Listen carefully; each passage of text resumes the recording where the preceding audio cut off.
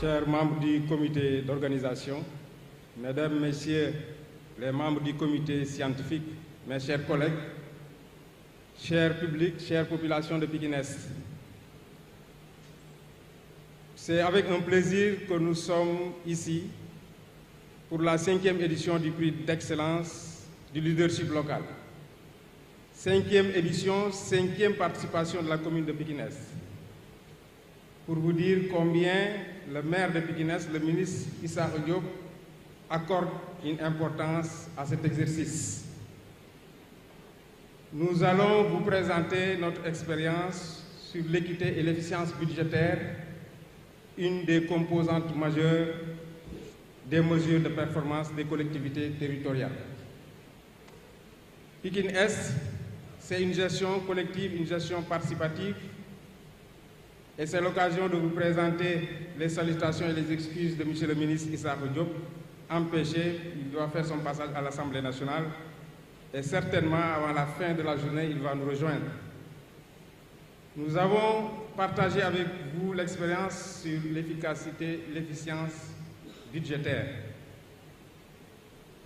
Cette intelligence territoriale que nous allons présenter s'est appuyée sur 2 leviers, notamment les technologies avec les systèmes d'information géographique, mais également avec le budget participatif. La commune de Pikine-Est se trouve dans la banlieue de la région de Dakar, située dans le département de Pikine, plus précisément dans l'arrondissement de Daboudane. Comme vous le savez, le décret 96-745 du 30 avril 1996 relatif à la création des communes d'arrondissement érige Pikine-Est en commune d'arrondissement. En 2013, avec l'acte 3 de la décentralisation, la commune devient une commune de plein exercice. Elle s'étend sur une superficie de 35 354 habitants au kilomètre carré, selon la projection de l'ANSD en 2020.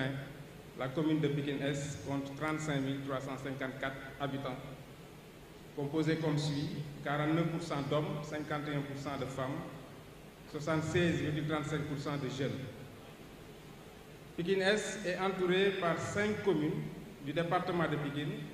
Au nord, la commune de Djidé Thiaroye-Kao, à l'est, la commune de Thiaroye-Gare, au sud-est par la commune de Guinaw Rail Nord, au sud par la commune de Guinaw Rail Sud, au sud-ouest par la commune de Pikine-Ouest, à l'ouest par la commune de Pikine Nord, pour montrer la centralité de la commune de Pikine-Est. Qu'est-ce qui nous a amené à présenter cette expérience? Comme nous le constatons, en mars 2015, le Sénégal s'est lancé dans un projet de réforme innovant de sa politique de décentralisation qui marque sa 3e réforme dénommée Acte 3 de la décentralisation, en vue d'approfondir la démocratie locale et la refondation majeure de l'action territoriale de l'État. Ce dernier, à son article 3, précise que les collectivités territoriales ont pour mission la conception, la programmation et la mise en œuvre des actions de développement économique, social et environnemental d'intérêt local. C'est pourquoi, à Pikine-Est, avec les élus, avec les organisations de la société civile, avec les couches qui composent le tissu économique, nous nous sommes basés sur un diagnostic économique territorial pour comprendre que la commune de Pikine-Est présente un important potentiel fiscal caractérisé par une floraison d'activités économiques, notamment le marché syndicat, les petites et moyennes entreprises, les petites et moyennes industries, mais non maîtrisées. C'est ce qui nous a amené, pour contrer l'évasion fiscale récurrente, la commune a mis en place cette expérience en 2020 afin de maîtriser son assiette fiscale et de redynamiser l'économie à travers une stratégie de numérisation d'intelligence à l'aide de l'utilisation du système d'information géographique avec l'implication de tous les acteurs de la communauté. Nos objectifs visés étaient d'optimiser les ressources financières locales à l'aide de l'utilisation des systèmes d'information géographique SIG pour une bonne maîtrise de l'assiette fiscale et une redistribution équitable de ces ressources. Deuxième objectif, renforcer la démocratie participative à travers le budget participatif et promouvoir la bonne gouvernance de la collectivité. La démarche empruntée dans ce processus, comme je vous l'ai dit ci-dessus, nous sommes partis d'un diagnostic économique territoriale, parce que Pikine regorge de ressources.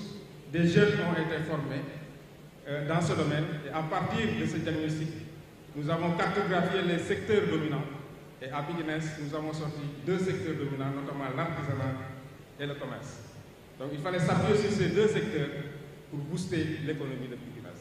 L'approche développée est une approche participative où tous les acteurs de la commune, à travers des réunions de sensibilisation, des ateliers de partage et de capitalisation, ce qui nous a permis une maîtrise intelligente de l'assiette fiscale par le biais de cette démarche ci-après. L'innovation des technologies que vous voyez ici. Les résultats obtenus à partir de cette expérience, nous allons les citer tout à l'heure. Une maîtrise totale de l'assiette fiscale de la commune, comme vous le constatez. Après la cartographie, l'ensemble des unités ont été identifiées, recensées quartier par quartier. Après, toutes les unités d'activité commerciale de la commune ont été identifiées. Après l'identification, nous sommes passés au nombre d'unités commerciales dans chaque quartier. Je rappelle que Pikine compte 20 quartiers. L'identification des types d'activités artisanales dans chaque quartier a été également identifiée. Les nombres d'unités artisanales dans chaque quartier identifiées, présentées, quantifiées. L'existence de cette plateforme de suivi en temps réel de toutes les activités économiques de la commune sont également en temps réel visibles.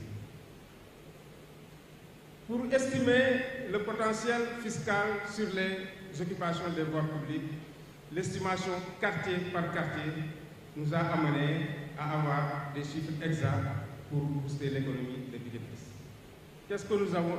Optimisation et gap à recouvrer. Pour les 20 quartiers, annuellement, Pikine Est, avant 2020, recouvrait 355 500 francs CFA par mois, soit 4 266 000 chaque année. À partir de l'exercice de l'utilisation des technologies, du système d'information géographique, Pikine Est, en ce moment, pour le secteur uniquement de l'artisanat, recouvre 3 198 500, soit 38 376 000 CFA chaque année pour uniquement le secteur de l'artisanat. Après avoir trouvé tout cela, qu'est-ce que Pikine Est a fait avec l'argent exploité au niveau de l'assiette fiscale? Nous avons augmenté le budget de la commune après une optimisation de sa fiscalité, ce qui a permis l'augmentation des subventions en médicaments aux structures sanitaires. 2014 à nos jours, comme vous le constatez, le maire a son 2e mandat, on octroyait aux 2 postes de santé de Pikine Est 2 millions par an. Présentement, c'est passé au double. Chaque unité reçoit 4 millions de francs CFA parce que le budget de Pikine Est a été amélioré. L'équipement en matériel médical. Pikine Est a construit une 2e maternité et il fallait trouver l'équipement. Heureusement, les ressources étaient là et la maternité du poste de santé pépinière a été entièrement équipée par les budgets de la municipalité. Le renforcement de la formation des jeunes sur les types au niveau du centre de formation en informatique était un résultat obtenu parce que nous visons la durabilité, la pérennisation de cette expérience. L'amélioration des conditions de travail des agents de l'administration communale également avec la réhabilitation de l'hôtel de ville. Pour la réplicabilité, avec cette masse financière uniquement dans le secteur de l'artisanat et du commerce, nous avons constaté qu'avec la publicité et l'impôt basé sur le foncier, on peut faire encore davantage.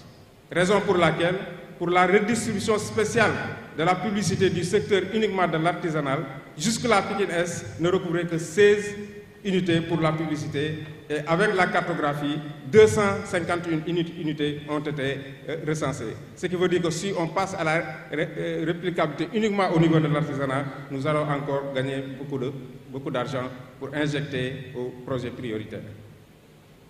Nous allons, au-delà de la publicité, mais également occuper la publicité, mais également quartier par quartier, une estimation totale de 61 500 francs CFA par mois, soit 738 000 francs CFA par an uniquement pour la publicité. Pour le secteur de l'artisanat, le gap à recouvrer sur la publicité est égal à l'estimation du potentiel fiscal basé sur la publicité des artisans.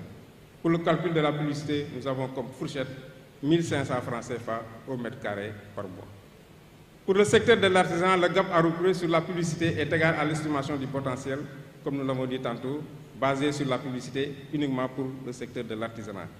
Statistique de la publicité par quartier, comme vous le voyez, avec ces 20 quartiers. Chaque quartier, on a la surface, le pourcentage, mais l'estimation également par mois.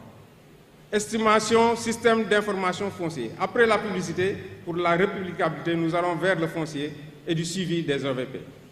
Et pour ça, nous allons travailler en parfaite harmonie avec les services des impôts et des domaines pour encore booster les ressources financières de Pikines. Merci de votre aimable attention.